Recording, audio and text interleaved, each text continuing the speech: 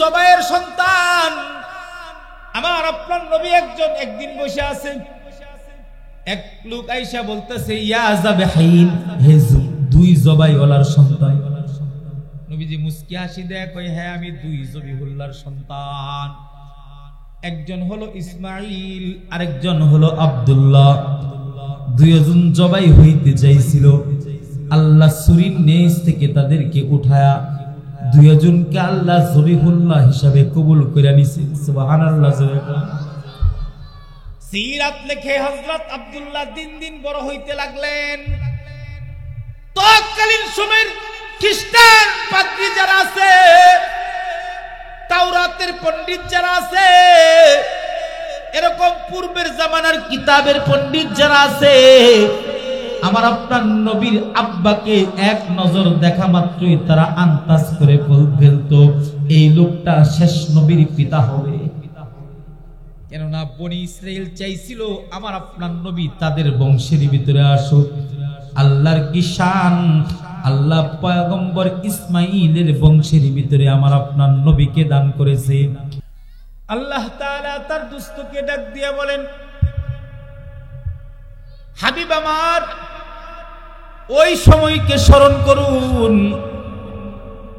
যে সময় আল্লাহ পাক পয়গম্বর ইব্রাহিমকে পরীক্ষা করেছিলেন কয়েকটি কথোপকথনের মাধ্যমে। ফাতাম্মাহুন, কয়েকটি কথোপকথনের মাধ্যমে পয়গম্বর ইব্রাহিমকে পরীক্ষা করেছিলেন। আল্লাহ বলেন, ক্বালা ইন্নী জাইলুকা লিন-নাসি ইমামা।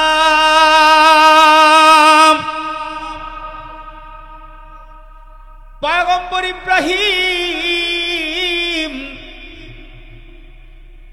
আল্লাহ পাক তাকে পরীক্ষা করেছেন। এই পরীক্ষায় পয়গম্বর ইব্রাহিম উত্তীর্ণ হয়েছিলেন, পাশ করেছিলেন। কেউ যদি পরীক্ষা দেয়, পরীক্ষা থেকে পাশ করার পরে তাকে পুরস্কৃত করা হয়।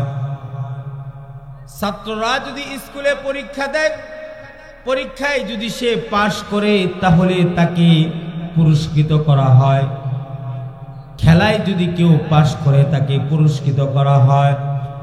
আল্লাহ বলেন, পয়গম্বর ইব্রাহিম, কয়েকটি কথোপকথনের মাধ্যমে আমি আল্লাহ তোমাকে পরীক্ষা করেছি। তুমি পরীক্ষায় উত্তীর্ণ হয়েছ, আমি আল্লাহ তোমাকে পুরস্কার হিসাবে ইন্নী জাইলুকা লিন-নাসি ইমামা, উম্মতের ভিতরে সকল মানুষের কাছে আমি তোমাকে নেতা বানায়া দিলাম। হযরত ইব্রাহিম আলাইহিস সালাতু ওয়াস সালাম পরীক্ষায় পাশ করেছেন, তা আল্লাহ বলেন যে আমি তোমাকে ইমাম বানায়া দিলাম, নেতা বানায়া দিলাম। আব্বাজান আদম থেকে শুরু করে পয়গম্বর ঈসা পর্যন্ত যত নবী জমিনে আসছে, সকল নবীর তুলনায় আমার আপনার নবীর দাম কম না বেশি? একসাথে বলতে হবে, বলেন না কম না বেশি? আমার আপনার নবী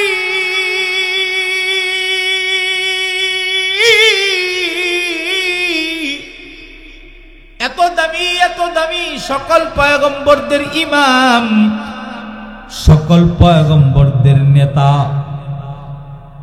আল্লাহ পাক আমার আপনার নবীকে বানাইছেন সবার আগে, কিন্তু পাঠাইছেন সবার পরে।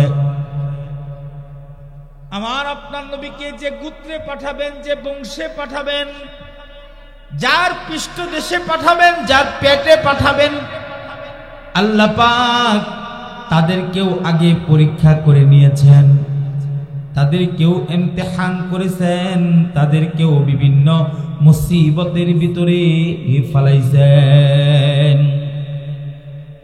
আমরা যদি বাজারে যাই তাহলে কোনো জিনিস কেনার আগে টুকা দিয়ে দেখে লই, লাউ কেনার আগে 3 বার মুসরা দিয়ে দেখে লই, বেগুন ক্রয় করতে গেলে কয়েকবার এরকম ভাবে ঘুরায় ঘুরায় দেখে লই পোকা আছে কিনা। আল্লাহ বলেন, আমি আমার মাহবুব, আমার মাসুক, আমার দুস্থকে যে গোত্রে পাঠাবো, যে গোষ্ঠীতে পাঠাবো, যে জাতির কাছে পাঠাবো, যার পৃষ্ঠদেশে পাঠাবো, যার উদরে পাঠাবো, তাদেরকে অবশ্যই একটু চেখে দেখি, একটু পরীক্ষা করে দেখি। তারা যদি পরীক্ষায় পাশ করে তাহলে বিশেষ নিয়ামত আমি আমার দুস্থ, আমার মাহবুব মুহাম্মাদুর রাসূলুল্লাহকে তাদের বংশের ভিতরে পাঠাবো। আমার কথা বুঝতেছেন আপনারা? একটু গভীরভাবে খেয়াল করেন। এ কারণে আমার আপনার নবী যে বংশের ভিতরে আসবে, ওই বংশের 3 পুরুষ পর্যন্ত আল্লাহ পরীক্ষা করছেন। আমরা এখানে যারা আছি সবাই এক বাক্যে জানি নবীর দাদার নাম হলো আব্দুল মুত্তালিব। কথা কোন ঠিক কিনা? বিষয়টা সত্য হলেও এখানে একটা গুমর আছে। আমার আপনার নবীর দাদার নাম হলো সাইবা। যখন আমার আপনার নবীর দাদা পৃথিবীর জমিনে আসলো, সাদা বর্ণের ছিল, চেহারাটা অনেক সুন্দর ছিল, কপালের ভিতরে নূর চমকাইয়া ছিল। এই কারণে তার আব্বা আম্মা নবীর দাদার নাম রাখলো সাইবা। কিন্তু এই গোষ্ঠীর ভিতরে আল্লাহ আমার আপনার নবীকে পাঠাবেন। এ কারণে বাচ্চা বয়সে নবীর দাদাকে আল্লাহ পরীক্ষা শুরু করে দিলেন।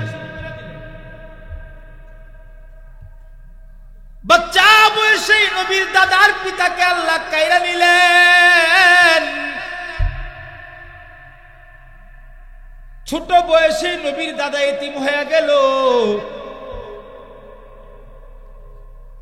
মা তার সন্তানকে নিয়ে স্বামীর বাড়ি ছেড়ে এবার বাবার বাড়ি মদিনায় চলে গেল। নবীর দাদার বাড়ি হলো মক্কা, আর নবীর দাদার নানার বাড়ি হলো মদিনা।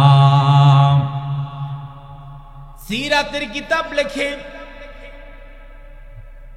ছোট্ট নবীর দাদা সাইবা তাকে লইয়া তার মা নানির বাড়ি চলে গেল। আপনাদের কাছে আমার প্রশ্ন, নবীর দাদা যে হবে সে সাধারণ কেউ হতে পারে? নবীর দাদা যে হবে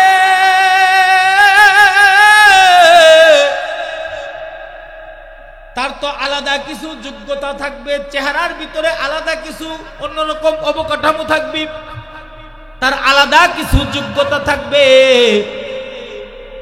মায়ের সাথে নানার বাড়ি যখন নবীর দাদা বড় হইতে লাগলেন, মক্কাতুল মুকাররমা অথবা তৎকালীন সময়ের কিছু নিয়ম কানুন ছিল, কিছু খেলাধুলা ছিল। তীর প্রতিযোগিতা করত, ঘোড়া দৌড় প্রতিযোগিতা করত, সাঁতার প্রতিযোগিতা করত। একবার মদিনাতুল মুনাওয়ারাতে তীর প্রতিযোগিতার আয়োজন করা হলো। সুন্দর সুন্দর বালক চতুর্দিক থেকে এসে তীর প্রতিযোগিতায় অংশগ্রহণ করলো। নবীর দাদা সাইবাও সেদিন সেই তীর প্রতিযোগিতায় অংশগ্রহণ করলো। বালক মানুষ, চেহারা বড় সুন্দর, কথাবার্তার ভিতরেও যুক্তি আছে, কাজকর্ম যা করে ভালোই দেখা যায়। তীর প্রতিযোগিতায় নবীর দাদা সাইবা হাতে তীর নিছে। এবার তীর নিশানা এভাবে তাক করেছে। নবীর দাদা সাইবা যতটা তীর নিক্ষেপ করে, প্রত্যেকটা তীর নিশানা ভেদ করে, একটাও মিস হয় না। মাঝে মাঝে কালারে এভাবে নাচা দিয়া কয়, কুরাইশ বংশের সন্তান আমি, আমার নিশানা কোনো অবস্থাতেই মিস হইতে পারে না। মক্কাতুল মুকাররমা থেকে ব্যবসার উদ্দেশ্যে একজন কৃষক মদিনাতুল মুনাওয়ারাতে আসছে। এই কৃষকটা তাকায়া তাকায়া এই বালকদের তীর প্রতিযোগিতা দেখতেছে। নবীর দাদা সাইবা যখন কালারে এভাবে নাড়াচাড়া করে বলতেছিল যে আমি কুরাইশ বংশের সন্তান, আমার নিশানা কখনো মিস হইতে পারে না, তখনই এই কৃষকটা নবীর দাদার প্রেমে পড়ে গেছে। সমাজের ভিতরে কিছু যুবক থাকে যাদের কাজগুলো খুব চৌকান্না থাকে এবং খুব গুছালো কাজ থাকে, এই কাজের কারণে গোটা সমাজ তাকে ভালোবাসে। কথা কোন ঠিক কিনা?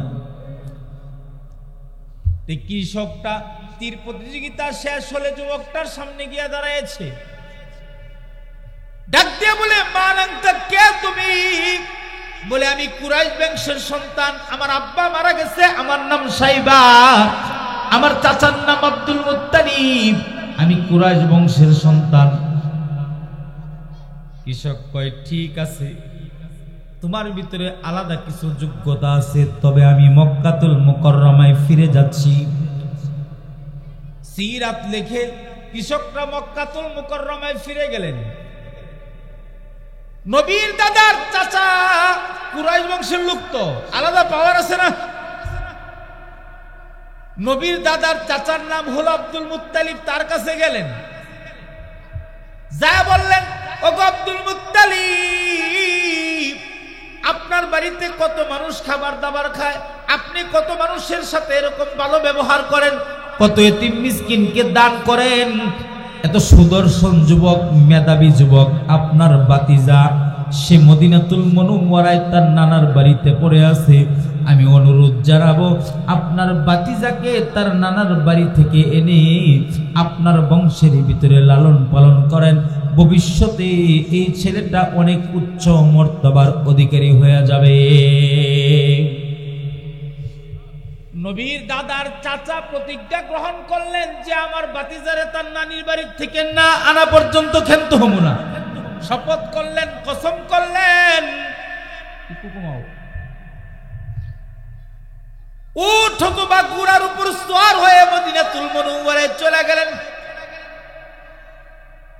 নবীর দাদার নানির বাড়ির লোকদের কাছে অনুরোধ জানালেন যে আমার বাতিজাকে আমার বংশের ভিতরে ফিরাইয়া দাও, তাকে আমরা শিক্ষা দীক্ষা দিয়ে লালন পালন করে অনেক বড় করব। তার সন্তানকে বিদায় দিতে চায় না, কিন্তু না দিলেও তো হয় না। চাচা নবীর দাদাকে ঘোড়ার উপর চড়ায়া এবার মক্কাতুল মুকাররমার দিকে রওনা করেছেন। সুদর্শন যুবক, চেহারার ভিতরে নূর চমকায়, যেই দেখে যেতে সেই তার প্রেমে পড়ে যায়। মক্কাতুল মুকাররমার কাছাকাছি যুবকটাকে নিয়ে যখন চলে গেল,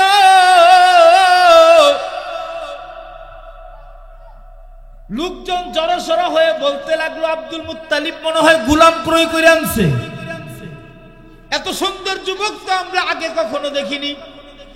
নবীর দাদার চাচার নাম হলো আব্দুল্লাহ, সে চিৎকার মেরে বলল সাবধান, গোলাম বলবি না, এটা আব্দুল মুত্তালিব। সুবহানাল্লাহ জোরে কর। তখন থেকে নবীর দাদার নাম হয়ে গেল আব্দুল মুত্তালিব। বাচ্চা বয়সে নবীর দাদাকে আল্লাহ তাআলা এতিম বানাইলেন, পরীক্ষা করলেন, চাচার কোলে বড় হতে লাগলেন।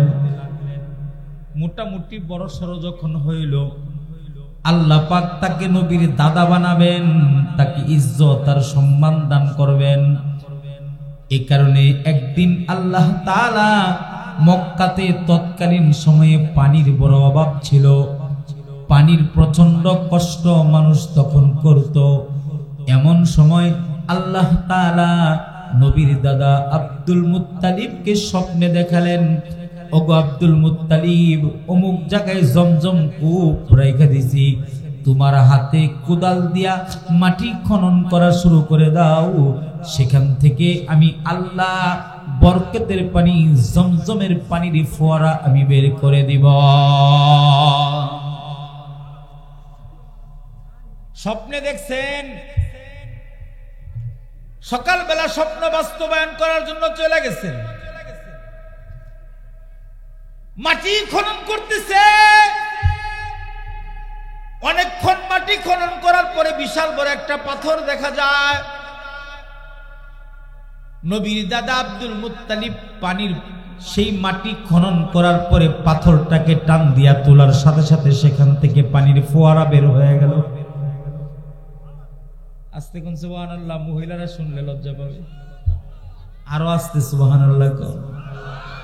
হায় রে আমার রোজাদারের দল, সুবহানাল্লাহ মুখ দিয়া বের হয় না, চিৎকার বেরে মুমিনের কণ্ঠে জুড়ে কোন সুবহানাল্লাহ। আব্দুল মুত্তালিবের মাধ্যমে আল্লাহ তাআলা জমজম সেই পুরাতন কূপটাকে প্রকাশ করে দিলেন। মক্কাতুল মুকাররমায় পানির পিপাসা দূর হয়ে গেল, পানির অভাব দূর হয়ে গেল। আব্দুল মুত্তালিব বিবাহ শাদী করবেন, তার চাচা তাকে সুন্দরী একটা মেয়ে দেখে বিবাহ করা দিলেন। এবার আব্দুল মুত্তালিব বিবাহ করার পরে নিয়ত করলেন, ওগো আরশের মালিক, তুমি যদি আমারে 10টা ছেলে সন্তান দান করো, একজনকে তোমার রাস্তায় জবাই করে দিব। কসম করছি, কসম। নবীর দাদা আল্লাহর কাছে বলতেছে, ওগো আরশের মালিক, 10টা ছেলে সন্তান তুমি যদি আমারে দান করো, একজনকে জবাই করে দিব, তোমার রাস্তায় কুরবানি করে দিব। আল্লাহর কি শান,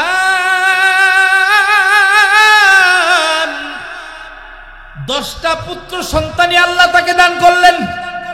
সুবহানাল্লাহ কয় না? সন্তান দেওয়ার মালিক কি? মুখের জড়তাটা ছেড়ে আমার আপনার মনিককে চিৎকার মেরে ডাক দেয়া বলেন, সন্তান দেওয়ার মালিক কে? এক বাক্যে একসাথে ঠুটে ঠিক ঠুট মিলিয়ে চিৎকার মেরে ডাক দেয়া বলেন, সন্তান দেওয়ার মালিক কে? আরো জোরে বলতে হবে, বলেন সন্তান দেওয়ার মালিক কে? আল্লাহ। পৃথিবীর কোন ডাক্তার সন্তান দিতে পারে না, পৃথিবীর কোন দার্শনিক সন্তান দিতে পারে না, কোন পীর সন্তান দিতে পারে না। সন্তান আল্লাহ তার গোলামকে দান করে, কাউকে ছেলে দেয়, কাউকে মেয়ে দেয়, কাউকে ছেলেও দেয় আবার মেয়েও দেয়, আবার কাউকে কোনটাই দেয় না। সব কারিশমা কার হাতে? জুড়ে বলে। নবীর দাদাকে আল্লাহ 10টা পুত্র সন্তান দান করলেন। 10টা পুত্র সন্তান হলো, মোটামুটি বড় হলো। এবার আব্দুল মুত্তালিব কয়, আমি তো কসম করেছিলাম 10 পুত্র সন্তান হলে একজনকে আমি আল্লাহর রাস্তায় কুরবানি করে দিব, কিন্তু কাকে কুরবানি করব এটা তো আমি নির্দিষ্ট করি নাই। এবার সন্তানদেরকে এক এক করে দাঁড় করালেন আর লটারি দেওয়া শুরু করলেন। প্রথম জনকে লটারি দিলেন, বাদ পড়ে গেল। দ্বিতীয়, তৃতীয়, চতুর্থ, পঞ্চম, ষষ্ঠ, সপ্তম, অষ্টম, নবম পর্যন্ত বাদ পড়ে গেল।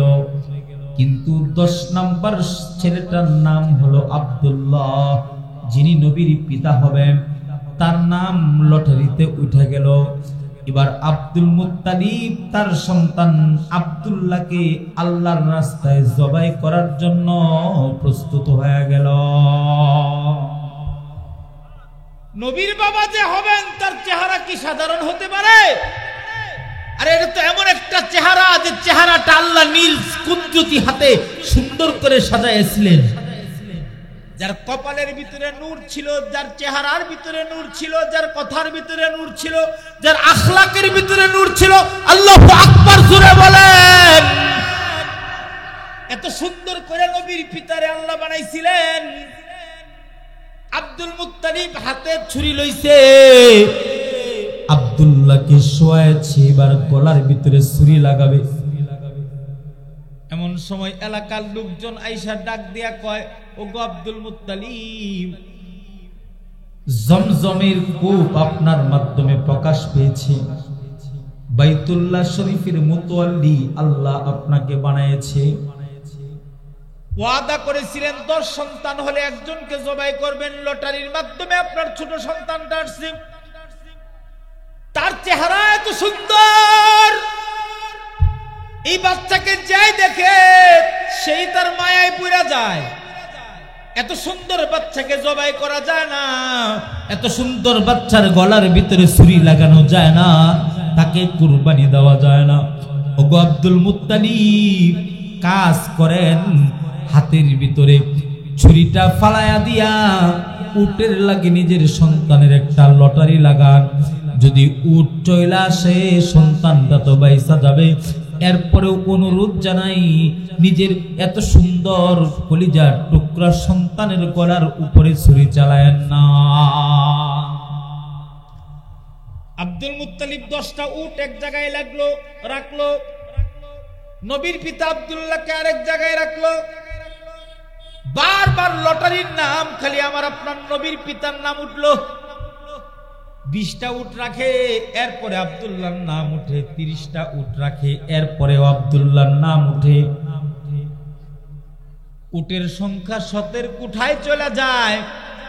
এরপরে গিয়ে আব্দুল্লাহর নাম বাদ পড়ে যায়, উটের নাম চলে আসে। আব্দুল মুত্তালিব 100 উট কুরবানি দেয়। আল্লাহ তাআলা নবীর পিতা আব্দুল্লাহকে বাঁচায়া দেয়। মুহতারাম হাজিরিন, এ কারণে আমার আপনার নবী বলে যে আমি 2 জবাহের সন্তান। সুবহানাল্লাহ কোন ইবনে যাবহাইন, আমি 2 জবাহের সন্তান। আমার আপনার নবী একদিন বসে আছেন, এক লোক আইসা বলতেছে, ইয়া যাবহাইন, হে 2 জবাইওয়ালার সন্তান। নবীজি মুস্কি হাসি দেয়, কই হ্যাঁ আমি 2 জবিহুল্লাহর সন্তান। একজন হলো ইসমাইল, আরেকজন হলো আব্দুল্লাহ। 2 জন জবাই হইতে চাইছিল, আল্লাহ ছুরির নিচ থেকে তাদেরকে উঠায়া 2 জনকে আল্লাহ জবিহুল্লাহ হিসাবে কবুল করে নিছে। সুবহানাল্লাহ। সিরাত লেখে হযরত আব্দুল্লাহ দিন দিন বড় হইতে লাগলেন। তৎকালীন সময়ের খ্রিস্টান পাদ্রী যারা আছে, তাওরাতের পণ্ডিত যারা আছে, এরকম পূর্বের জামানার কিতাবের পণ্ডিত যারা আছে, আমার আপনার নবীর আব্বাকে এক নজর দেখা মাত্রই তারা আন্দাজ করে ফেলতো এই লোকটা শেষ নবীর পিতা হবে। কেননা বনি ইসরাইল চাইছিল আমার আপনার নবী তাদের বংশের ভিতরে আসুক। আল্লাহর কি শান, আল্লাহ পয়গম্বর ইসমাইলের বংশের ভিতরে আমার আপনার নবীকে দান করেছে। একটা হলো হযরত ইসমাইলের সিলসিলা, আরেকটা হলো ইয়াকুবের সিলসিলা। ওই সিলসিলা বনি ইসরাইলের সিলসিলার ভিতরে আল্লাহ অনেক পয়গম্বর দান করেছিলেন, কিন্তু হযরত ইসমাইলের বংশের ভিতরে আমার আপনার নবীকে দান করে নবুয়তের দরজা খতম করে দিয়েছেন। সুবহানাল্লাহ। নবীর পিতা আব্দুল্লাহ বড় হইতে লাগলেন। একদিন নবীর পিতা মক্কাতুল মুকাররমা থেকে মদিনাতুল মুনাওয়ারা নিজের নানির বাড়ির দিকে সফর শুরু করলেন। রাস্তার মাঝপথে তাওরাতের পণ্ডিত, তাওরাতের পাদ্রী একজন মহিলার সাথে তার দেখা হয়ে গেল। কিতাব লেখে এই মহিলাটার নাম হলো ফাতেমা, চেহারা ভালো সুন্দর। তাওরাতের পাদ্রী ফাতেমা, কেননা তাওরাত কিতাবের ভিতরে আমার আপনার নবীর বাবা কে হবে, তার দাদা কে হবে, আমার আপনার নবীর ঠোঁট কেমন হবে, আমার আপনার নবীর কপাল কেমন হবে, আমার আপনার নবীর জবান কেমন হবে, আখিরি পয়গম্বর কেমন হবে, সব তাওরাতের ভিতরে ছিল, জাবুরের ভিতরে ছিল, ইনজিলের ভিতরে ছিল। জোরে বলেন ঠিক না বেঠিক? তাওরাতের ভিতরেও ছিল, ইনজিলের ভিতরে ছিল। যেহেতু তারা ইনজিল পড়েছে, তাওরাত পড়েছে, জাবুর পড়েছে, এই কারণে শেষ নবী কার গোত্রে আসবে, কার উদরে আসবে, কার পৃষ্ঠদেশে আসবে, সব সেখানে লেখা। তাওরাতের পাদ্রী ফাতেমা আমার আপনার নবীর আব্বাকে দেখ চিনবার পারছি। তোমার একটা অফার দেই। বলে কি? তুমি আমারে বিয়ে করো। হয়তো তুমি আমাকে বিবাহ করো, নয়তো আমার সাথে রাত্রি যাপন করো। নবীর পিতা আব্দুল্লাহ কোনোদিন জানা ব্যভিচার করতে পারে না। নবীর পিতা আব্দুল্লাহ, নবীর বাবা যিনি হবেন, তিনি কোনো অন্যায় কাজ করতে পারে না। কথা বলেন ঠিক কিনা? হযরত আব্দুল্লাহ রেগে গেলেন। সাহস কত বড়! কুরাইশ বংশের সন্তান, কোন পাপ কাজের সাথে জড়িত হইতে পারে না, বিয়ে তো দূরের কথা। এই কথা বলে হযরত আব্দুল্লাহ নানির বাড়িতে চলে গেলেন। নানার বাড়ির লোকেরা তার জন্য একটা মেয়ে দেখলেন, রূপে গুণে আমলে আখলাকে বংশ মর্যাদায় অনেক দামি বংশের মেয়ে, যার নাম রাখা হয়েছিল আমিনা। নানির বাড়ির লোকেরা নবীর আব্বার সাথে নবীর আম্মা আমিনার সাথে বিবাহ করায় দিলেন। কয়েকদিন নবীর পিতা আব্দুল্লাহ মদিনাতে থাকলো। মদিনা ত্যাগ করে এবার মক্কাতুল মুকাররমার দিকে রওনা করলো। মাঝপথে সেই তাওরাতের পাদ্রী ফাতেমার লগে দেখা হয়ে গেল। ফাতেমা দেখে আশ্চর্য হয়ে গেল। ফাতেমা ডাক দেয়া কয়, আব্দুল্লাহ, যখন গিয়েছিলে তখন তোমার সাথে আমার দেখা হয়েছে। তোমার কপালের ভিতরে একটা নূর ঝলমল ঝলমল করতেছিল। সুবহানাল্লাহ কয় না? বলে তোমার কপালের ভিতরে একটা নূর ঝলমল ঝলমল করতেছিল, সেই নূরটা তো এখন দেখতেছি না। তার মানে তুমি মদিনাতুল মুনাওয়ারাতে গিয়ে বিবাহ শাদী করেছ? আব্দুল্লাহ বলে, হ্যাঁ হ্যাঁ, মদিনাতুল মুনাওয়ারাতে গিয়ে আমি বিবাহ করেছি। ফাতেমা বলে, এ কারণেই তোমার কপালের নূর দেখা যায় না। তোমার কপালের ভিতরে যে নূরটা ছিল, এটা দুনিয়ার কোন নূর না, এই নূর হলো আখিরি পয়গম্বর মুহাম্মদুর রাসূলুল্লাহর নূর। তার মানে তুমি আখিরি নবী মুহাম্মদুর রাসূলুল্লাহর পিতা আব্দুল্লাহ। নিজের বিবি আমেনাকে নিয়ে মক্কাতুল মুকাররমায় বাসস্থান শুরু করলেন। কষ্ট হইতেছে নাকি আপনাদের? খারাপ লাগতেছে? বাসস্থান সিরাত থেকে বলতেছি, মানুষ জানে না এগুলো। এগুলো জানার দরকার। আমার আপনার নবী কোন বংশের, কেমন বংশের, জানার দরকার আছে না নাই? মক্কাতুল মুকাররমাতে সময় কাটাইতে লাগলেন, ঘর সংসার করতে লাগলেন। কিন্তু মক্কাতুল মুকাররমার একটা কাফেলা ব্যবসার উদ্দেশ্যে শামে রওনা করবে। আব্দুল্লাহ তার বিবি আমিনারে ডাক দেয়া কয়, বিবি, মক্কা থেকে একটা কাফেলা ব্যবসা করার জন্য শামের দিকে রওনা করেছে। আমিও সেই ব্যবসার কাফেলায় শরীক হয়ে ব্যবসার উদ্দেশ্যে বের হতে চাই। হযরত আমিনা চোখের পানি ছেড়ে দিলেন। কান্না জড়িত কণ্ঠে তার স্বামীর হাত ধরে কয়, স্বামী হে, আমারে রাইখা আপনি চলে যাবেন? একা একা এখানে আমার বসবাস করতে হবে গো স্বামী। হযরত আব্দুল্লাহ হযরত আমিনাকে ডাক দেয়া কয়, বিবি, বেশি দিন নয়, কয়েকটা দিন। এই কয়েকদিনের সবটুকু ভালোবাসা তুমি জমা করে রাইখা দিবা। আমি ব্যবসা করে এসে তোমার সবটুকু ভালোবাসা কেড়ে নিব। তুমি তোমার সবটুকু ভালোবাসা দিয়া আমি আব্দুল্লাহকে বরণ কইরা লইবা। এই কথা বলে হযরত আব্দুল্লাহ ব্যবসার কাফেলার সাথে শরীক হয়ে শামের উদ্দেশ্যে রওনা করলেন। আর বিবিকে বললেন, বিবি, দরজায় দাঁড়ায় থাকবা, আমি আসা মাত্রই তোমার সবটুকু ভালোবাসা দিয়ে আমাকে বরণ করে নিবা। আমার জন্য একটা অপেক্ষার প্রহর তুমি গুনতে থাকবা, আমি আবার তোমার কাছে ফিরে আসবো। শামে চলে গেলেন, গিয়ে ব্যবসা করলেন। ব্যবসা শেষ করে এবার গোটা কাফেলা ফিরতে লাগলো। মদিনাতুল মুনাওয়ারাতে আসা মাত্রই নবীর পিতা আব্দুল্লাহর জ্বর চলে আসলো, শরীরের ভিতরে প্রচন্ড জ্বর চলে আসলো। গোটা কাফেলা এবার মক্কার দিকে যায়, কিন্তু আব্দুল্লাহর দেহটা তার শ্বশুর বাড়ির দিকে যায়। তৎকালীন সময়ে এরকম ডেঙ্গু জ্বর ছিল না, ক্যান্সার ছিল না, যক্কা ছিল না, তবে জ্বর মানুষের হইত। আর এই জ্বরের কারণে মানুষ মারাও যাইত। হযরত আব্দুল্লাহ শ্বশুরালয়ে থাকলেন, সময় কাটাইতে লাগলেন, চিকিৎসা নিতে লাগলেন। এই দিক দিয়া এই গোটা কাফেলা মক্কায় গিয়া পৌঁছলেন। নবীর মা হযরত আমেনা দরজায় দাঁড়ায়া দাঁড়ায়া নিজের স্বামীর জন্য অপেক্ষা করতে লাগলেন। গোটা কাফেলা ফিরে আসলো, সবাই সবার ঘরের ভিতরে ঢুকে। হযরত আমেনা তাকায়া থাকে, নিজের স্বামী তো আসে না। কত মানুষ কত কিছু ক্রয় করে নিজের ঘরের ভিতরে ঢুকতেছে। হযরত আমেনা কয়, আমার স্বামী তো আমার ঘরের ভিতরে ঢুকে না।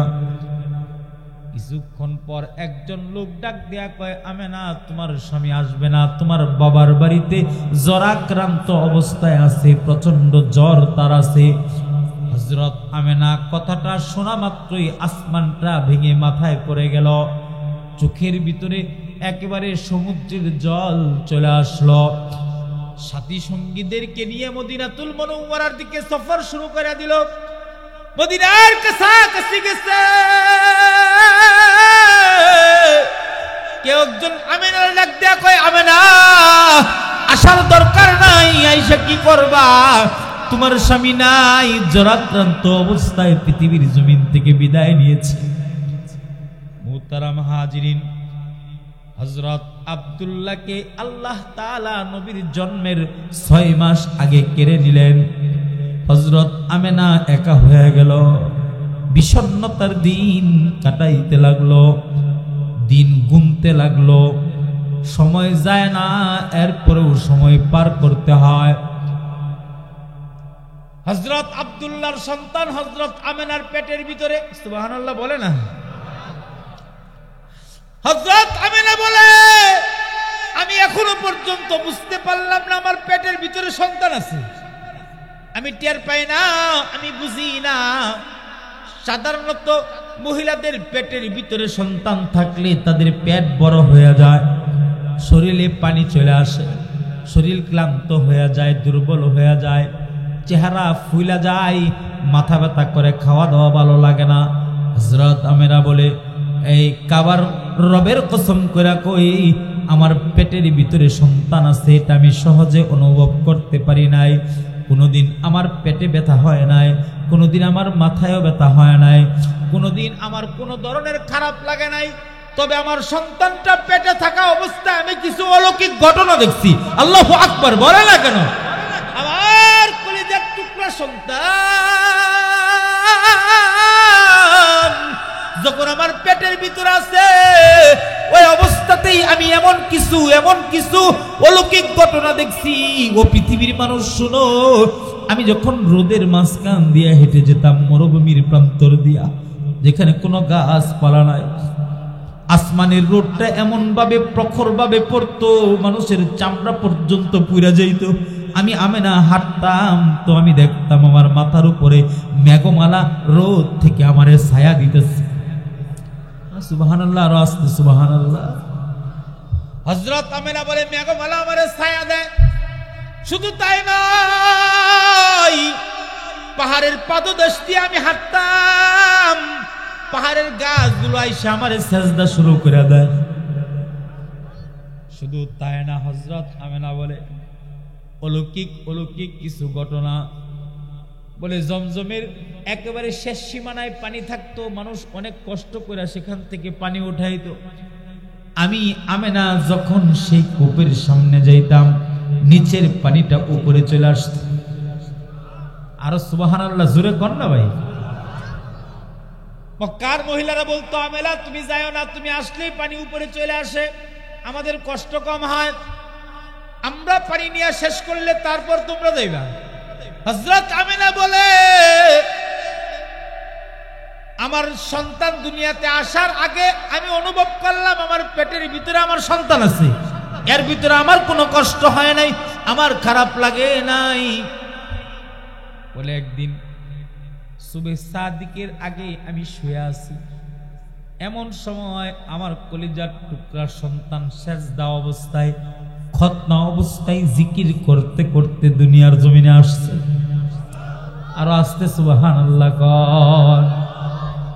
হযরত আমেনা বলে, অন্ধকার ঘরের ভিতরে আলো ছিল না, প্রদীপ ছিল না, জ্বালানোর মতো তৈল ছিল না, কিচ্ছু ছিল না।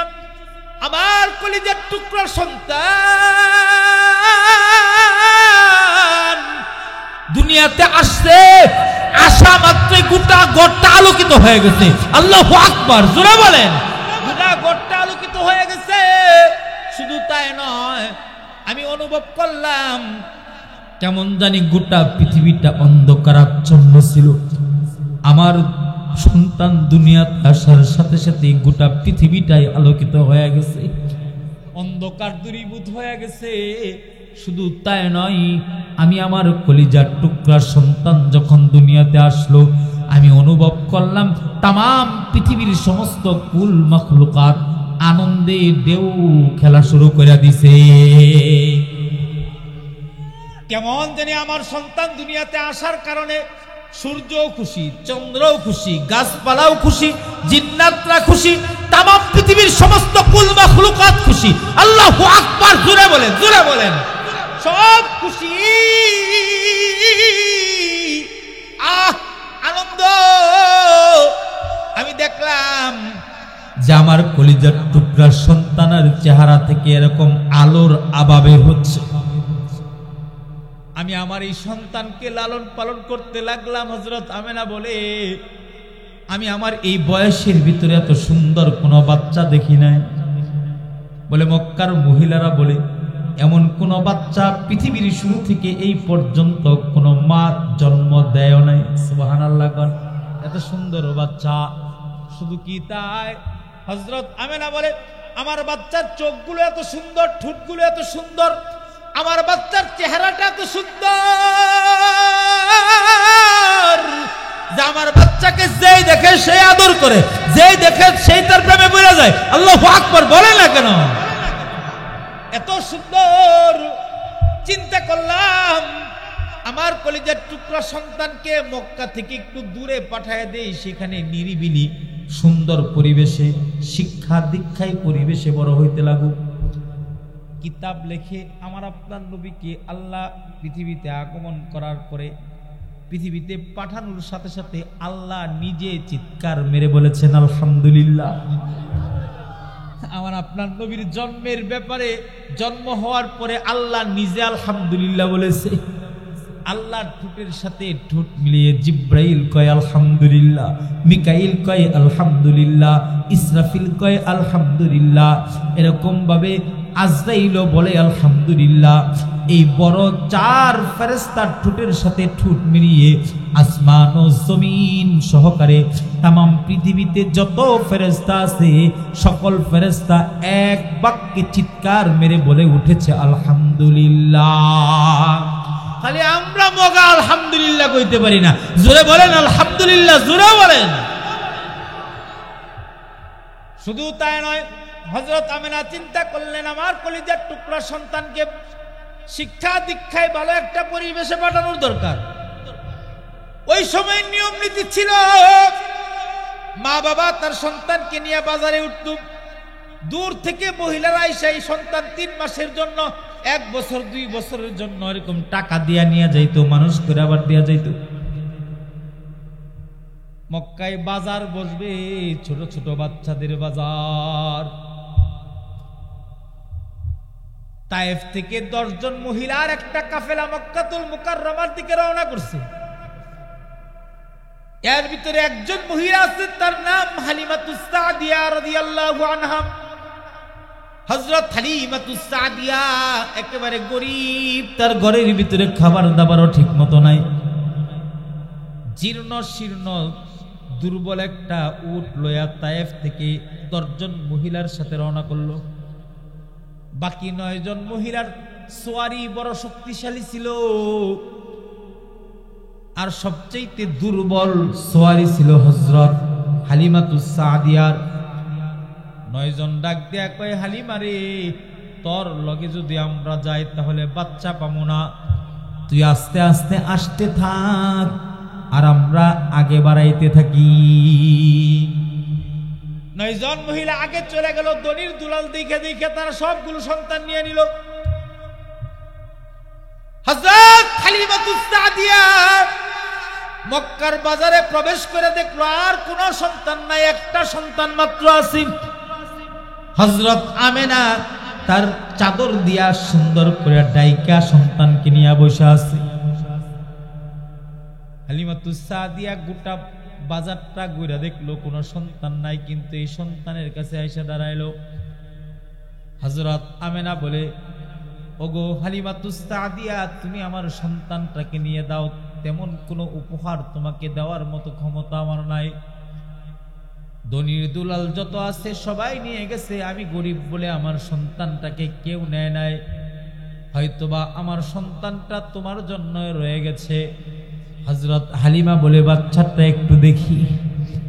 কাপড়টা সরাইতে দেরি, বাচ্চা তার মায়াবী নজর আর মুস্কি হাসি দিতে দেরি না, বাচ্চার চেহারা থেকে সূর্যের আলোর মতো ঝলমল ঝলমল করতে দেরি করে না।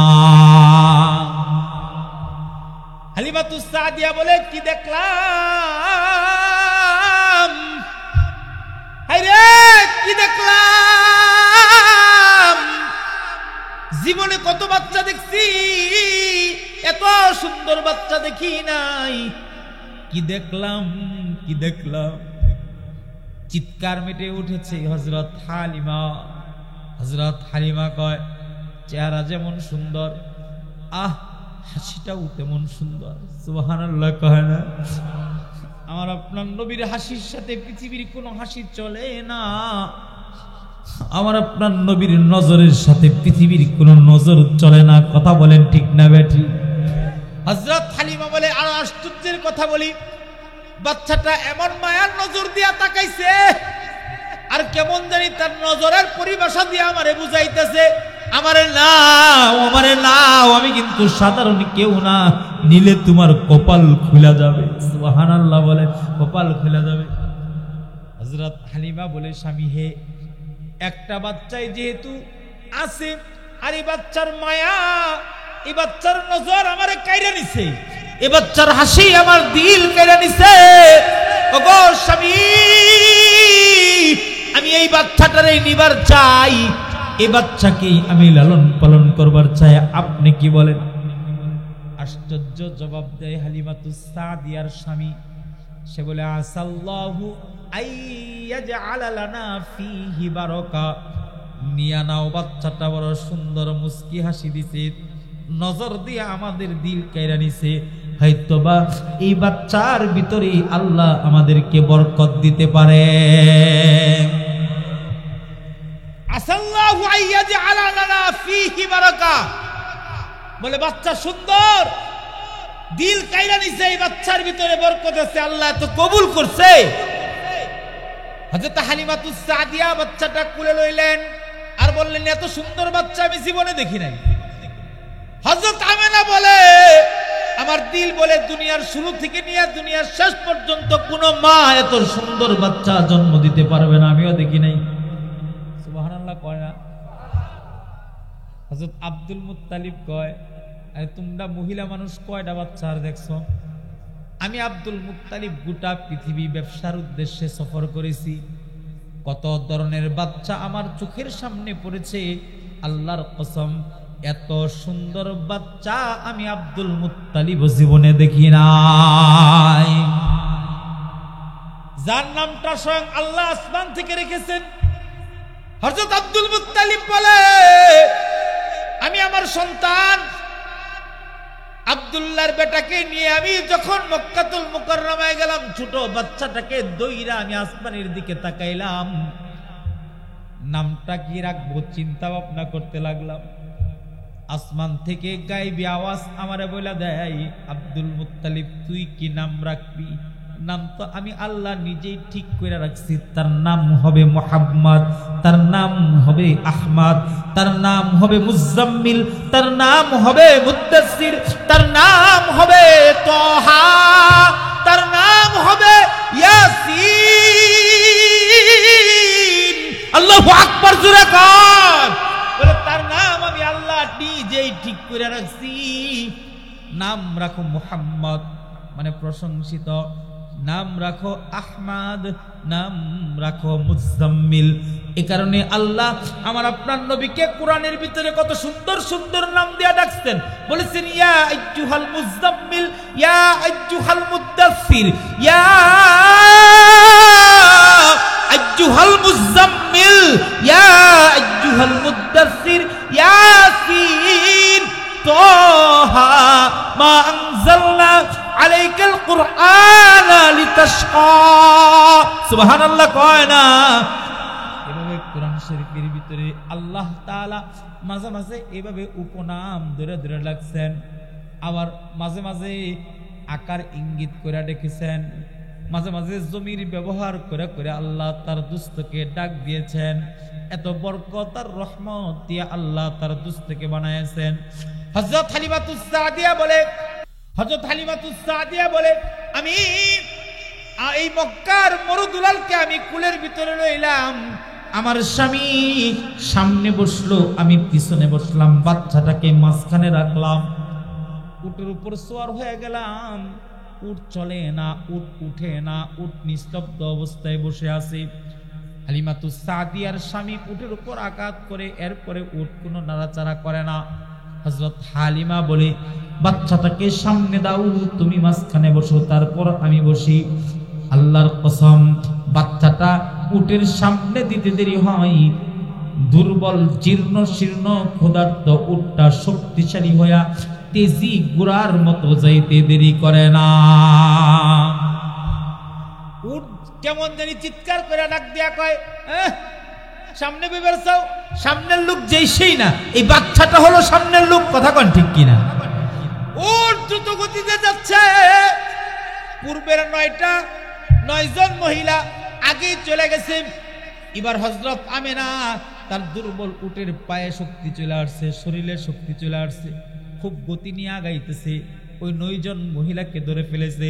মহিলারা ডাক দেয়া কয়, আমেনা, তোমার উট তো দুর্বল ছিল, তুমি কি উট পরিবর্তন করেছ নাকি অন্য কিছু পরিবর্তন করেছ?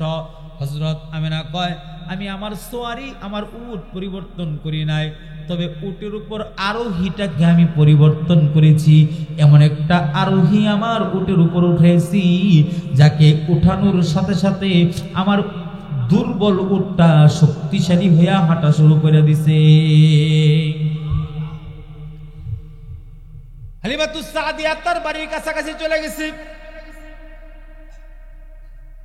বাড়ির কাছাকাছি চলে গেছে। বাড়ির কাছাকাছি যা দেখে যে ছোট্ট বাচ্চা ছাগলগুলো যে আছে, এই ছাগলের উলানের ভিতরে কোনো দুধ ছিল না, একেবারে পেট ভিতরে ঢুকা ছিল, স্বাস্থ্য ছিল না, হাড্ডিগুলো বাইসা ছিল। হযরত হালিমা বলে, আমি মক্কার এই সন্তানকে দুধ পান করাবো, কিসে থেকে পান করাবো, চিন্তায় আমি বিভোর ছিলাম।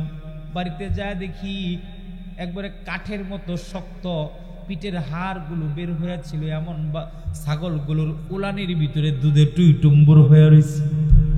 আর আস্তে কোন সুবহানাল্লাহ বলে, এক একটা ছাগলের উলান দুধে টুইটুম্বুর হয়ে রয়েছে। আমি দুধ দহন করেছি, আমার সন্তানকে আমি পান করাইছি।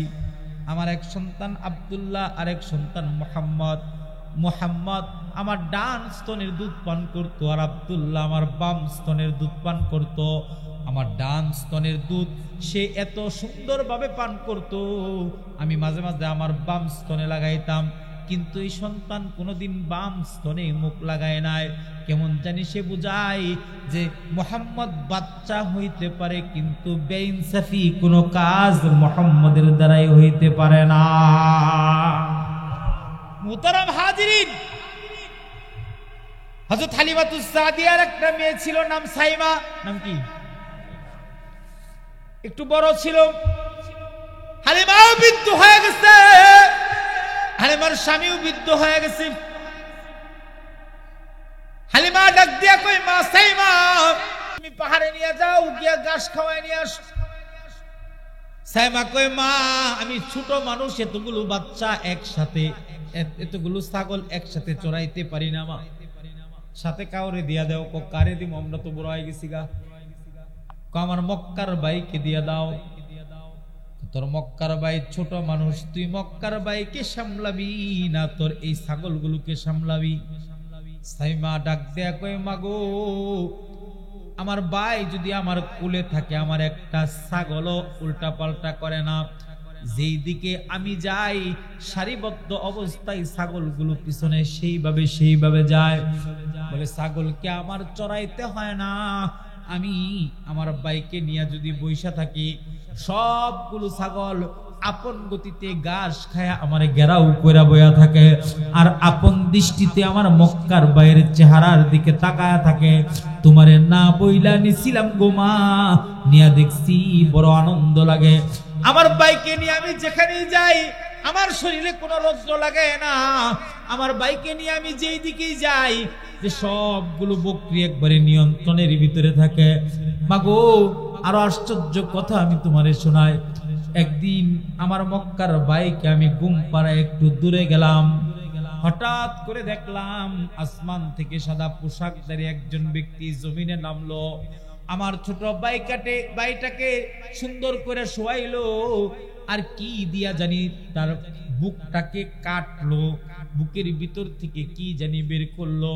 আবার সে আসমান থেকে একটা পানি আইনা সেটা ভালো করে ধৌত করলো, পরিষ্কার পরিচ্ছন্ন করলো।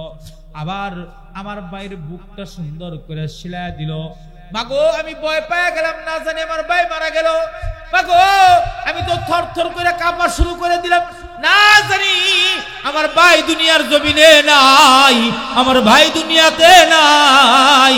মাগো আমি ভয় পাচ্ছিলাম, থর থর করে কাঁপছিলাম গো মা।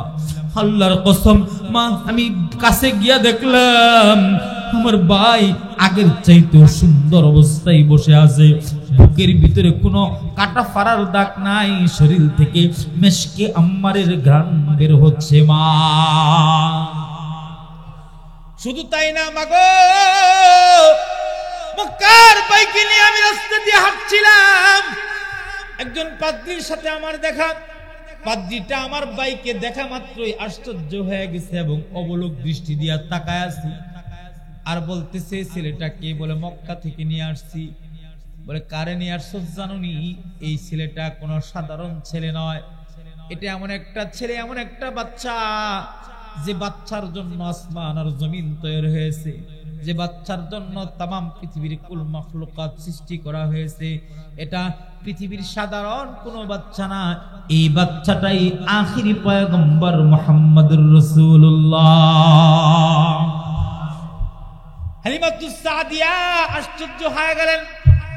হালিমাতুস সাদিয়া বলে, আমি আমার মক্কার এই সন্তানকে বড় আদর করতাম, বড় ভালোবাসতাম, খুব কাছে জড়ায় জড়ায় রাখতাম, কিন্তু বিভিন্ন পাদ্রীরা আমারে হুমকি দিত, ধমকি দিত, বিভিন্ন ধরনের ভয় দেখাইতো। আমি ধরে ভয়ে একদিন আমার এই সন্তানকে মক্কাতুল মুকাররমাতে তাদের কাছে দিয়ে আসলাম। এত লম্বা কথা বলার কোনো সুযোগ নাই, একেবারে 2 মিনিটের ভিতরে শেষ করে দিচ্ছি, খুব ভালো করে শেয়ার করেন, খুব মনোযোগ দিয়ে শ্রবণ করেন। বলে আমি মক্কাতুল মুকাররমাতে দিয়ে আসলাম, সেখানে থাকতে লাগলো। নবীজির মাও মারা গেল, পৃথিবীর জমিন থেকে চলে গেল। আল্লাহ পাক আমার আপনার নবীর উপরে কোরআন নাজিল করলো। কোরআনের বাণী রাসূল সবার কাছে পৌঁছাইতে লাগলেন। একদিন নবী একটা যুদ্ধের ময়দানে গেলেন, যুদ্ধ থেকে ফেরার পথে 12,000 বন্দী আর 6,000 বকরি নিয়ে আসলেন। বন্দীদেরকে সুন্দর করে এক জায়গায় রাখলেন, রাসূল সাহাবা একরামকে বকরিগুলো বন্টন করে দিলেন। রাসূল ভিতরে বসে আছেন, এমন সময় একজন মহিলা এক সাহাবীকে ডাক দেয়া কয়, ভিতরে যে লোকটা বসে আছে তারে গিয়া বলো তার বোন তার সাথে দেখা করতে আসছে। সাহাবী দৌড়ায়া যায়, যাওয়ার পরে বলে যে আপনার কোনো বোন আসেনি? ও আল্লাহর নবী, আপনার সাথে একবার দেখা করতে চায়।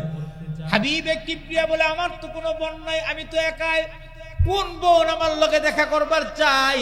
বলে মহিলাটা বলতেছে সে নাকি আপনার বোন, আপনার সাথে একটু দেখা করবে। নবীজি বলো আসতে বলো। আয়েশা দাঁড়ায় আছে, নবীজিকে সালাম দিয়েছে আর বলেছে যে আমি হলাম তোমার সেই বোন, যেই বোন তোমারে কোলে লইয়া সন্তান তোমারে কোলে লইয়া ঘুম পাড়ানির গান গাইত। সুবহানাল্লাহ জোরে কোন। আমাদের মা বোনেরা বাচ্চাদেরকে কোলে লইয়া এরকম নাটক গান এরকম শিখায়, বাচ্চাদেরকে কোলে লইয়া এরকম কার্টুন দেখায়, বিভিন্ন বানোয়াট গান বাজনা করায়। এই যে মহিলাটা, সেই মহিলাটা আমার আপনার নবীকে ডাক দিয়া কয়, ওগো মুহাম্মদ, আমি তোমার সেই বোন হালিমাতুস সাদিয়ার মেয়ে সাইমা। আল্লাহু আকবার জোরে কোন। আমি হইলাম সাইমা, আমি তোমারে কোলে লইতাম, হাসবি রব্বি জাল্লাল্লাহ কয়া কয়া ঘুম পাড়াইতাম, লা ইলাহা ইল্লাল্লাহর ধ্বনি শোনায়া শোনায়া তোমারে ঘুম পাড়াইতাম, আমি তোমারে আদর করতাম। আমি তোমার সেই দুধ বোন সাইমা বলতেছি। হাবিবে কিবরিয়া জিব্বায় কামড় দিলেন, নবুয়তের শরীর থেকে টান দিয়া চাদরটা খুলে ফেলাইলেন, জমিনে বিছায়া কই, বোন বৈশা যাও, নবুয়তের চাদরে বৈশা যাও, তুমি আমার বোন। আমার যখন কেউ ছিল না, তুমি আমার কোলে লইছো, তুমি আমার আদর করছো, আর কি দিয়া তোমার আমি সম্মান করব? আমার নবুয়তের চাদরের বিছানাটা আমি তোমার কইরা দিলাম, তুমি বৈশা দাও। হালিমাতুস সাদিয়ার মেয়ে সাইমা ডাক দিয়া কয়, না ভাই, আমি নবুয়তের চাদরে বসতে আসি নাই, তবে আমি এসেছি কোন কারণে তুমি বুঝতে পেরেছ? রাসূল কয়, বোন আমার, বন্দী অবস্থায় এসেছ, আমি তোমাকে আজাদ করে দিলাম, 2000 বকরিও দিয়ে দিলাম, কিছু গোলামও তোমারে দিয়ে দিলাম, তুমি চাইলে থাকতে পারো, আবার না চাইলেও চলে যেতে পারো। হালিমাতুস সাদিয়া সামনের দিকে একটা কদম বাড়াইলেন, পিছনের দিকে তাকাইলেন, রাসূলকে ডাক, রাসূল বললেন, ওগো ওগো আমার বোন, তুমি কি আরো কিছু আমার কাছে চাও? তোমার কোনো আবদার আছে? হালিমাতুস সাদিয়ার মেয়ে সাইমা ডাক দিয়া কয়, ভাই আমার, আমি আমার বকরিগুলো লইয়া আর নিজের জান লইয়া যদি চলে যাই, তাহলে তো তারা আমারে স্বার্থপর বলবে। আমি চাই এই 12,000 লোককে তুমি আজাদ করে দাও। সাহাবা একরামের সাথে পরামর্শ করে নিজের দুঃখনের ইজ্জত করতে গিয়া রাসূল 12,000 বন্দীকে আজাদ করে দিলেন। মুহতারাম হাজিরিন, লম্বা কথা বলার সুযোগ নাই, লাস্ট কথা। আমার আপনার নবীকে আল্লাহ বরকতের বাড়ি ধারা দিয়ে সৃষ্টি করেছেন, কথা কোন ঠিক কিনা? কোন কোন নবীকে মুজিজা দান করেছেন 5টা 7টা 8টা, কিন্তু আমার আপনার নবীকে এত পরিমাণে মুজিজা দান করেছেন, মাথা থেকে পা পর্যন্ত মুজিজার মুজিজা, ঘামের ভিতরে মুজিজা, আঙ্গুলের ভিতরে মুজিজা, থুতুর ভিতরে মুজিজা, তাকানোর ভিতরে মুজিজা, হাঁটার ভিতরে মুজিজা, বলার ভিতরে মুজিজা, সুন্দরের ভিতরে মুজিজা। আল্লাহু আকবার বলে না মুসলমান? বলে না? আরো জোরে বলেন, আরো জোরে বলেন, আল্লাহু আকবার জোরে বলেন। এর হাত দুইটা উত্তোলন করে জোরে বলেন আল্লাহু আকবার, জোরে বলেন, আরো জোরে বলেন আল্লাহু আকবার। এত মুজিজা, জমিনে দাঁড়ায়া চাঁদকে ইশারা করলে চাঁদ 2 খণ্ড হয়ে 2 জায়গায় পড়ে যায়, এত মুজিজা। 1 গ্লাস দুধের ভিতরে আঙ্গুল চুবাইলে 70 জন খায়, শেষ হয় না। 4 জনের রুটি 900 লোক খায়, রাসূল থুতু মিশায়া দেয়, খায়া শেষ করতে পারে না। আল্লাহ এত মুজিজা তার রাসূলকে দান করেছেন, এবং আল্লাহ বলেন, দোস্ত আপনার ইজ্জত আর সম্মানটা আমি আল্লাহ দিলাম, আপনার আলোচনা সমুন্নত করলাম। ওয়ারাফা'না লাকা যিকরাক, আল্লাহ বলেন, ওমা আরসালনাকা ইল্লা রাহমাতাল লিল আলামিন, আমি হইলাম রব্বুল আলামিন, तमाम পৃথিবীর রব, আর আপনি রাহমাতুল লিল আলামিন, तमाम পৃথিবীর রহমত। আল্লাহ নিজে বলেন, আমার রুবুবিয়ত যেখানে চলবে, আপনার রহমতও সেখানে চলবে। সুবহানাল্লাহ কয় না? আল্লাহ বলেন, আমার খুদাগিরি যেখানে চলবে, আপনার নবীগিরি সেখানে চলবে। মানে সমুদ্রের ভিতরে আমি আমি আমি রবের ক্ষমতা চলে, সমুদ্রের ভিতরে আপনি নবীর রিসালাত চলে, জঙ্গলের ভিতরে আমি নবীর খোদা, আমি নবীর ওয়াহদানিয়ত, আমি আল্লাহর ওয়াহদানিয়ত চলে, আর জঙ্গলের ভিতরে আপনি নবীর নবুয়ত চলে। সুবহানাল্লাহ কোন। এই কারণে আমার আপনার নবী শুধুমাত্র কোন গোষ্ঠীর নবী না, আগের জামানার নবীরা ছিল কোন একটা গোষ্ঠীর নবী, কোন একটা জাতির নবী, কিন্তু আমার আপনার নবী এমন নবী, এমন নবী, তিনি কোন গোষ্ঠীর নবী না, কিয়ামত পর্যন্ত যত মানুষ আসবে সমস্ত মানুষের নবী, যত পাক পাখালি আসবে তাদের নবী, যত গাছগাছালি আসবে তাদের নবী, সমুদ্রের যত মাছ আছে তাদের নবী, সকল এতিমদের নবী, সকল এরকম কুল মাখলুকাতের নবী। আল্লাহ তাআলা এক কথায় তামাম পৃথিবীর নবী বানায়া আমার আপনার নবীকে বানিয়েছেন। নবীর ইজ্জত আল্লাহ নিজে দান করেছেন, নবীর সম্মান আল্লাহ নিজে দান করেছেন। এত সম্মান তামাম পৃথিবীর সমস্ত মানুষ যদি আমার নবীর বিরুদ্ধে চারণ করে, নবীর সামান্য পরিমাণ সম্মান কমাইতে পারবে না। তবে আল্লাহর কসম আমার নবীকে আল্লাহ সম্মান দান করেছেন। যে নবীজির সম্মান করবে তার দাম বাড়বে, যে নবীজির নবুয়ত মানবে তার সম্মান বাড়বে, যে নবীজির সুন্নত মানবে তার সম্মান বাড়বে। কিন্তু কেউ যদি নবীর পবিত্র চরিত্রের ভিতরে কলঙ্কের দাগ লাগাইবার চায়, যারা নবীর নবুয়ত মানে তারা এক বাক্যে যে জিহ্বা দিয়া নবীজির পবিত্র চরিত্রের ভিতরে কলঙ্কের দাগ লাগাইছে, সবাই একত্রিত হইয়া এই কুলাঙ্গারের জিহ্বাটা টান মেরে ছিলে ফেরার দরকার। ربنا ظلمنا أنفسنا وإن لم تغفر لنا وترحمنا لنكونن من الخاسرين رب ارحمهما كما ربياني صغيرا اللهم رب ارحمهما كما ربيانا صغارا আয় রব্বুল আলামিন, হাজী উমেদুল আলী হুরুন নিসা হাফিজিয়া মাদ্রাসার মাহফিল মধ্যরাত্রি গনিয়ে গেছে। আয় আল্লাহ, ভিক্ষুকার কাঙ্গালের মতো তোমার দরবারে হাত বাড়াইছি। ও আসমানের মালিক, মেহেরবানি করে জিন্দেগীর সব গুনাহগুলো তুমি মাফ করে দাও আল্লাহ। আয় আল্লাহ, নিঃসন্দেহে আমরা গুনাহগার, কিন্তু তুমি গফফার। সত্তারুল আয়ুবের চাদর দিয়া তুমি আমাদের গুনাহগুলো ঢাইকা রাখছো। ও মালিক, গফফার নামের সাবান দিয়ে আমাদের জিন্দেগীর গুনাহগুলো মুইসা দাও। আজকের এই মাহফিলকে তুমি ভরপুর কবুল ও মঞ্জুর কইরা লও আল্লাহ। যারা উপস্থিত হয়েছে সকলের হাতকে তুমি কবুল ও মঞ্জুর কইরা লও রব্বুল আলামিন। ইয়া আল্লাহ, পর্দার অন্তরালে মা বোনেরা আছে আল্লাহ, তাদের হাতগুলোকে তুমি কবুল ও মঞ্জুর কইরা লও। ঋণগ্রস্তদের ঋণ দূর করে দাও, অভাবীদের অভাব তুমি দূর করে দাও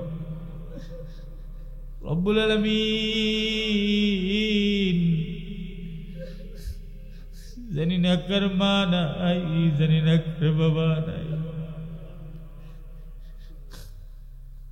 কে জানি নিজের মা নিজের বাবা নিজ হাতে কবরে নামায় আসছে গো আল্লাহ। ওগো আরশের মালিক, মা বাবার কবরটা জান্নাতের বাগান বানায়া দাও। এই মাহফিলের উসিলা করে এলাকার কবরস্থানগুলো তুমি জান্নাতের বাগান বানায়া দাও। মন খুলে যারা দান সাদাকাত করেছে সকল দানকে কবুল ও মঞ্জুর করে নাও। যারা মারা গেছে কবর জান্নাত দয়া দাও। স্বামী স্ত্রীর মিল ঘটায়া দাও, সন্তানগুলোকে নেককার বানায়া দাও, ফসলে বরকত দাও রব্বুল আলামিন। সভাপতি সাহেব, বৃদ্ধ মানুষ অসুস্থ, শিফায়ে আজলা কামেলা দান করো। মাদ্রাসার কমিটি বৃন্দ, সভাপতি সভাপতি সেক্রেটারি কোষাধ্যক্ষ থেকে শুরু করে সবাই কবুল করো। মাদ্রাসার মুহতামিম সাহেব হুজুর আন্তরিক মানুষ, আমার বড় মহব্বতের মানুষ, বারবার দোয়া চাইছে, হুজুরের সিনাটা মারিফতের নূর দিয়া ভরে দাও। পরিবার পরিজনদেরকে সন্তানের দিকে কবুল করে নাও। এ আল্লাহ, মুফতি বদরুল আলম সাহেবকে তুমি কবুল ও মঞ্জুর করো আল্লাহ, বরকত দান করো। হাবিবুল্লাহ খান মাদানী সাহেবকে তুমি কবুল ও মঞ্জুর করো। মুস্তাকিম বিল্লাহ সিরাজি সাহেবকে কবুল করো। মাওলানা রিয়াজুল ইসলাম সালিহকে কবুল ও মঞ্জুর করো। মিজানকে কবুল ও মঞ্জুর করো। কত মানুষ কত জায়গা থেকে আমাদের কাছে দোয়া চাই আল্লাহ, কই যামু, কার কাছে যামু গো আল্লাহ,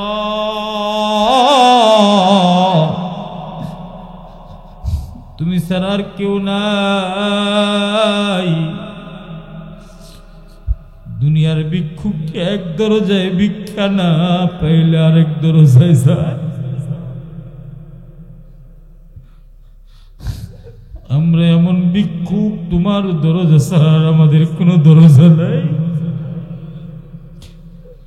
ও মুনিব, কই যামু, কার কাছে যামু? তোমার রহমতের চাদর দিয়া পেছায় আলো।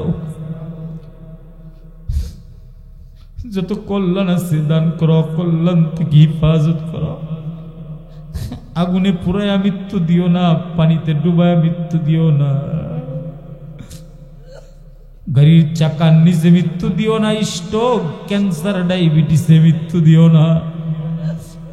ইমানু মৌত তুমি আমাদেরকে দান করো আল্লাহ। বাকি হে মুকদ্দস পে হো, बाकी है मुकद्दस पे हो मेरे मरकद, हमेशा रहो मई किनारे मदीना। बाकी है मुकद्दस पे हो, बाकी है मुकद्दस पे हो मेरे मरकद, हमेशा रहो मई किनारे मदीना।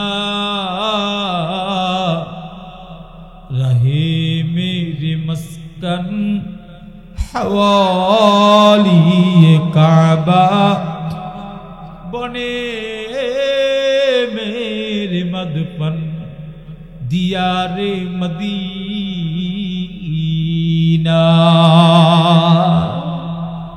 सुब्हान रब्बिक रब्बिल इज्जति अम्मा यसिफून व सलामुन अलल मुरसलीन वल्हम्दुलिल्लाहि रब्बिल आलमीन। आमीन आमीन आमीन बिरहमतिका या अरहमर राहिमीन। अस्सलामु अलैकुम व रहमतुल्लाह।